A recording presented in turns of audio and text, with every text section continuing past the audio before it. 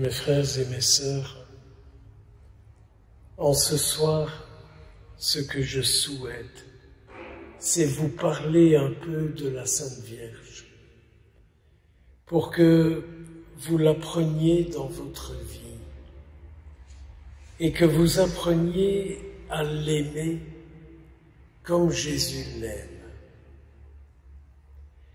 Tout d'abord, si on regarde un peu sa vie, un jour, elle est née, comme vous et moi. C'est pas pour rien si la liturgie nous fait célébrer la nativité de la Vierge Marie. Pensant à ce soir, je me disais, voilà le projet de Dieu.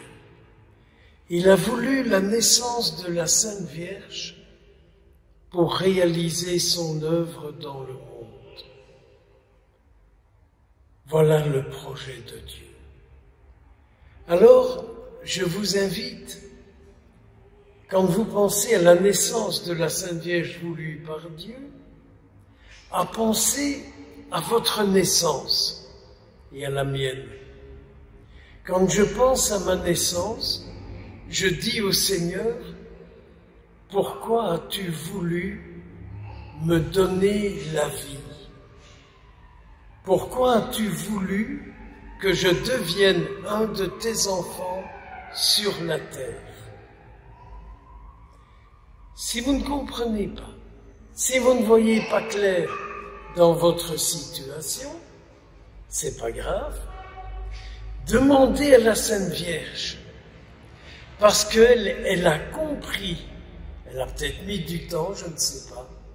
Mais elle a compris que Dieu avait voulu lui donner naissance parce qu'il avait besoin d'elle dans un monde qui n'était pas facile. Un monde compliqué, un monde de violence, un monde de jalousie, un monde d'envie, un monde de chacun pour soi.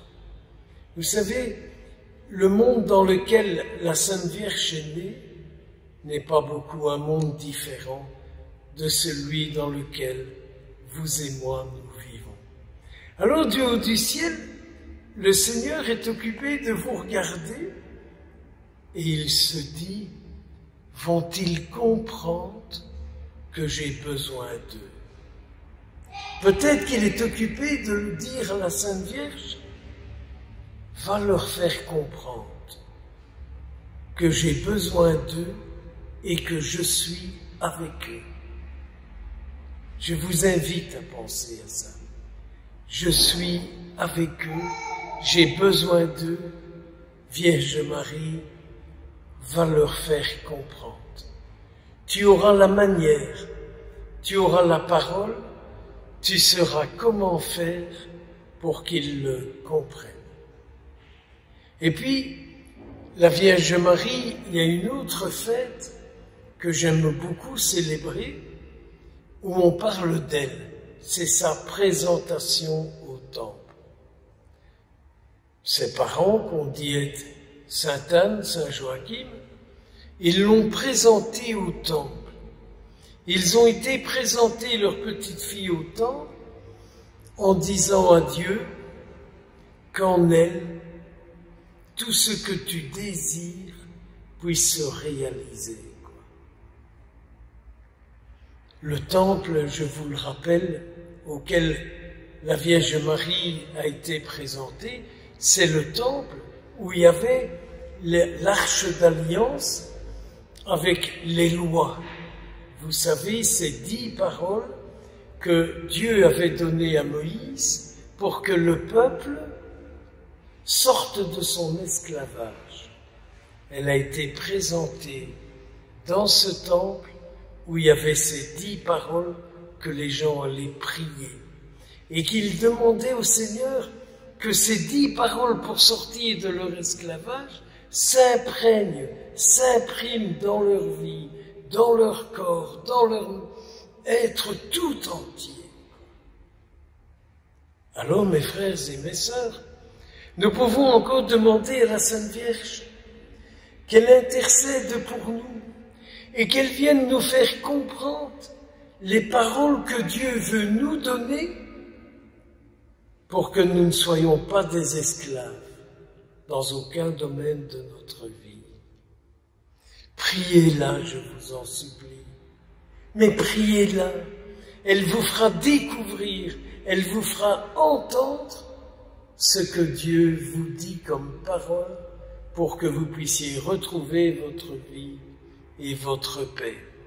C'est quand même pas pour rien.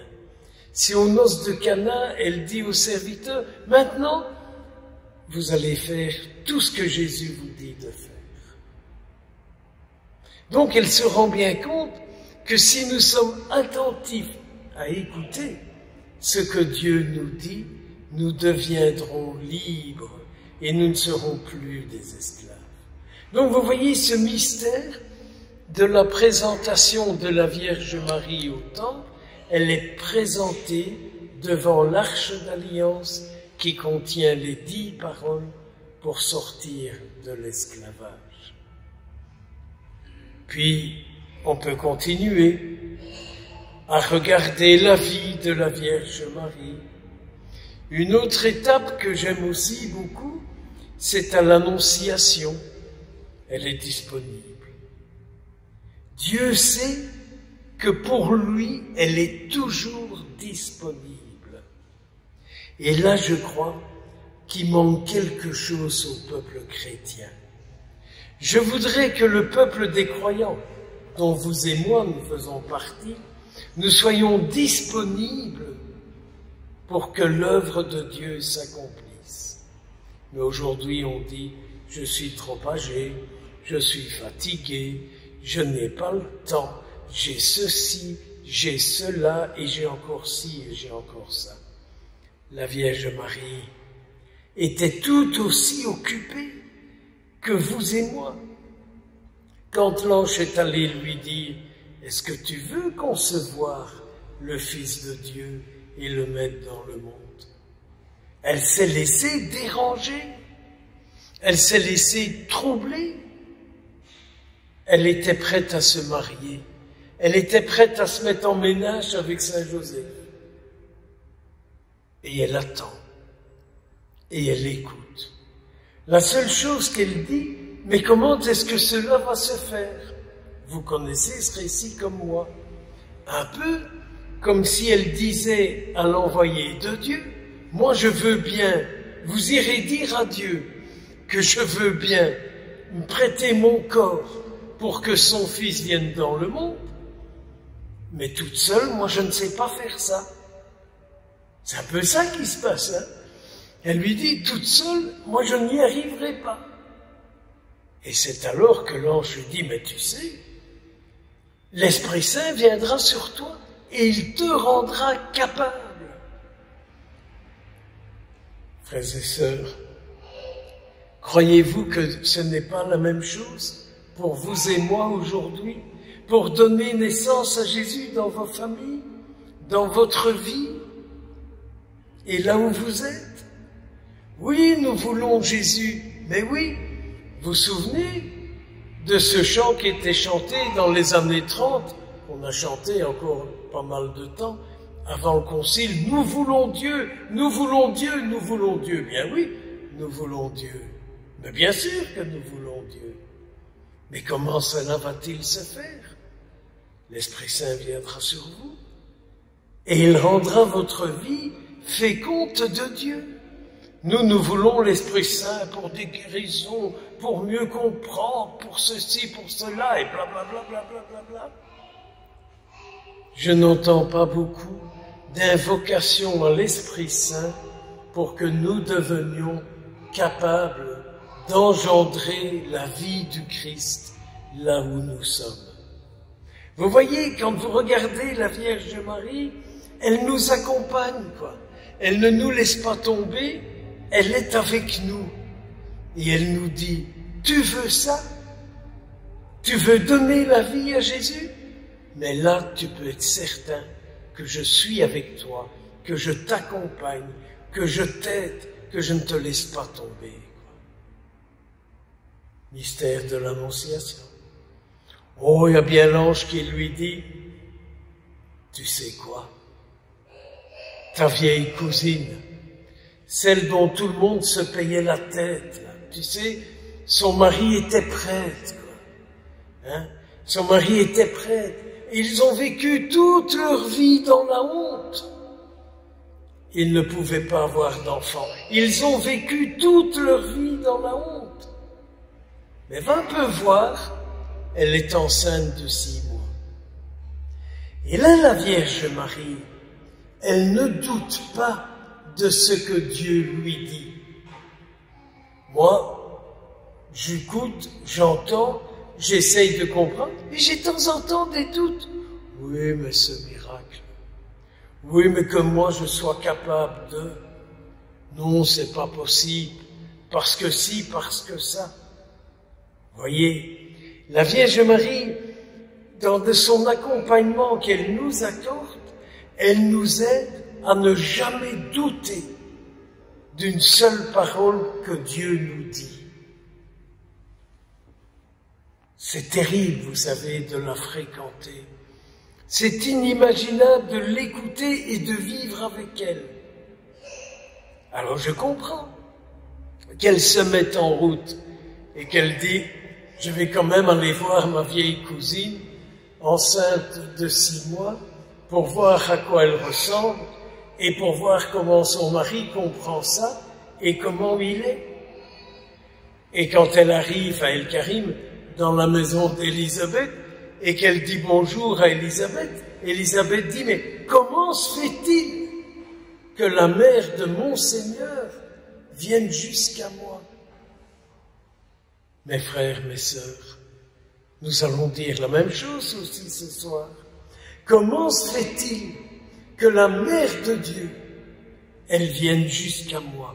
Moi, pauvre type, religieux et prêtre, pas plus malin que les autres, pas plus saint que les autres, comment se fait-il qu'elle vienne jusqu'à moi? Comment se fait-il qu'elle, la favorisée de Dieu, elle vienne jusqu'à moi? Croyez-vous qu'elle ne va pas venir ce soir vous visiter mystérieusement?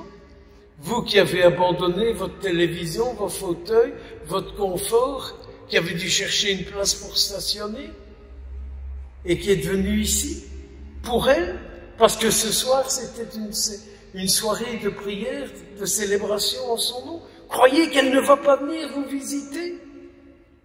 Connaissez-vous une mère qui ne va pas, où ses enfants se rassemblent pour la rencontrer? Et alors elle se met en route. Elle est à El Karim. Élisabeth est toute bouleversée et elle dit, cet enfant que je porte en moi, mais tu pourrais savoir comme il est heureux parce qu'il t'a rencontré et il t'a entendu, quoi. Ah, méditons tous ces événements. C'est pas une question de connaître. Vous en connaissez plus que moi. Mais c'est une question d'amour. Dites, vous ne croyez pas que le bon Dieu l'aime beaucoup? Et vous ne croyez pas que le bon Dieu aime beaucoup tous ceux qui l'aiment, elle? Vous ne croyez pas que vous êtes aimés d'une manière particulière de Dieu parce que vous aimez celle qui lui a dit oui?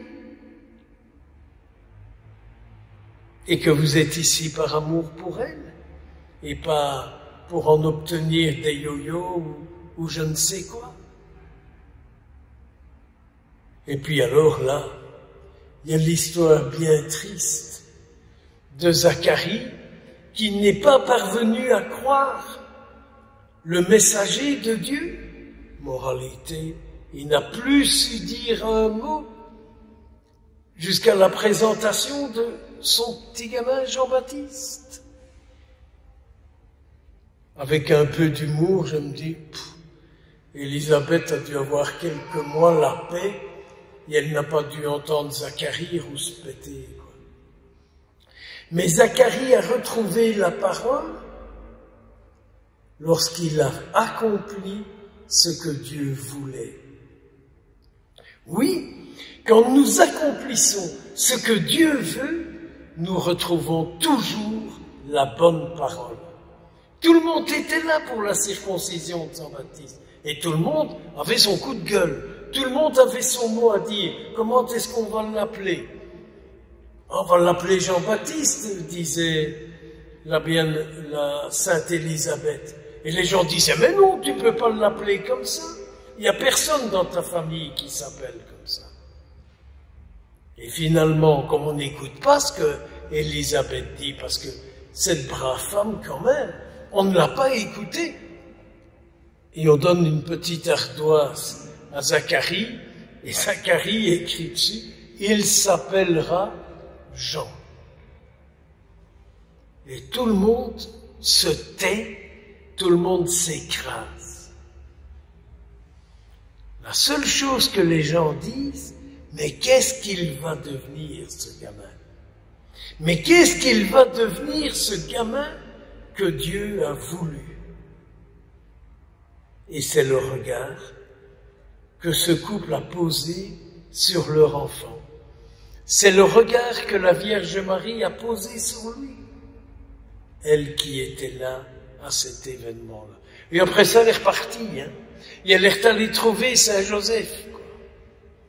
Saint Joseph qui a dû pas mal tourner dans sa tête. Quand vous pensez que Saint Joseph avait envie de la répudier, avait envie de la répudier. On pourrait peut-être le comprendre dans notre monde du XXIe siècle. Mais comme Saint Joseph est un homme de foi, il n'a pas réfléchi à travers la loi, à travers les bonnes manières, à travers les bonnes pensées. Non. Qu'est-ce qu'il a fait, Saint Joseph? Il est allé raconter ses inquiétudes, ses doutes, ses souffrances au Seigneur. Et quand on accueille la volonté de Dieu, Dieu répond, Dieu réconforte, Dieu apaise, Dieu soulage. Et Dieu, par le mystère de l'ange, apparaît et dit à Saint Joseph de grâce, mais prends-la, mais cette femme, prends-la. Et prends cet enfant qu'elle porte. C'est même plus que ça. Je te demande de prendre soin de celui qui va sauver son peuple. Et après, voilà, ils vivent ensemble.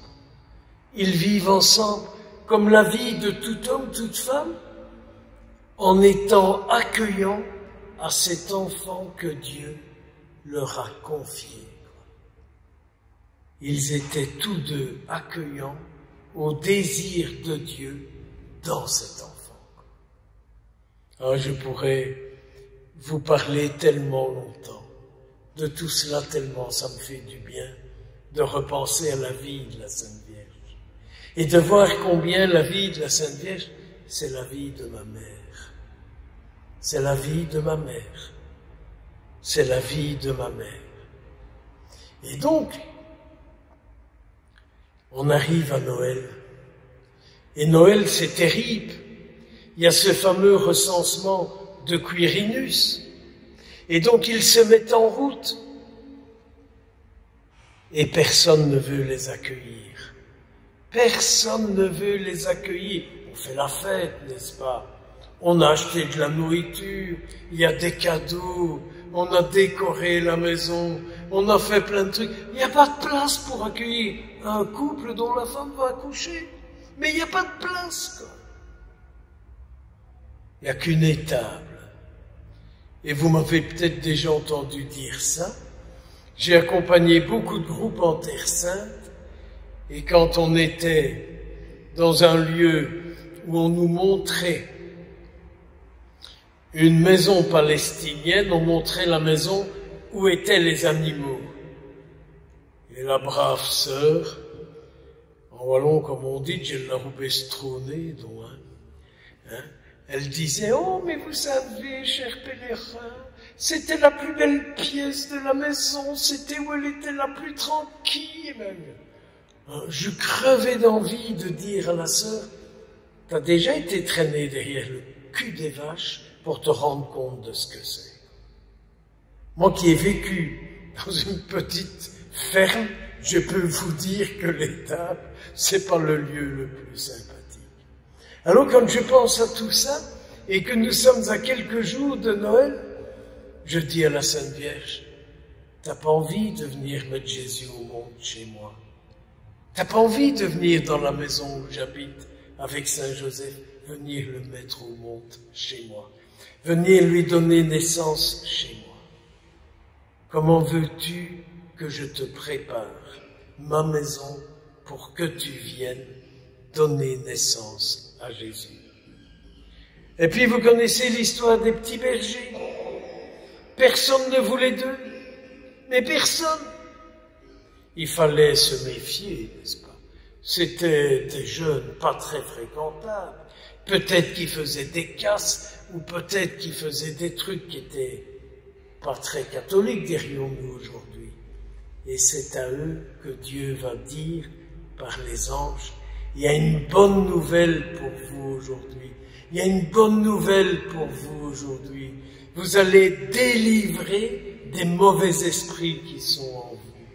Vous allez délivrer des mauvais esprits qui sont en vous, qui vous amènent à faire les cons, à faire les imbéciles, à faire des idiots. Vous allez délivrer de ça. Allez voir à Bethléem. Et ils y vont, et les anges sont avec, Gloria in excelsis Deo. Et ils sont les témoins de ça. Voilà l'histoire. Et puis après, qu'est-ce que vous voulez? Le temps passe. Il y a les intellos qui vont regarder la Vierge Marie, qui vont regarder l'enfant Jésus, c'est la visite des mages, et qui apportent leurs cadeaux, quoi. Ils veulent faire des cadeaux à ce couple et à cet enfant.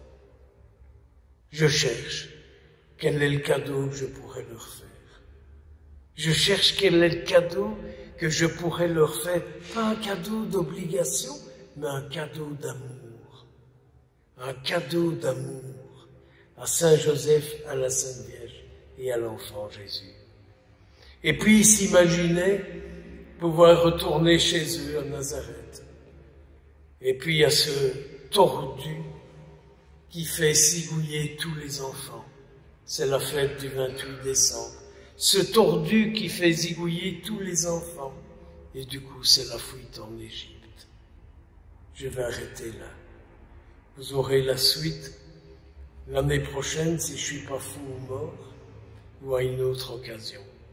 Mais aimez cette femme qui dit oui à Dieu, qui nous apprend à dire oui à Dieu et qui nous fait découvrir qu'un oui à Dieu, c'est la paix de notre vie, c'est la tranquillité de notre vie, c'est l'éternité de notre vie.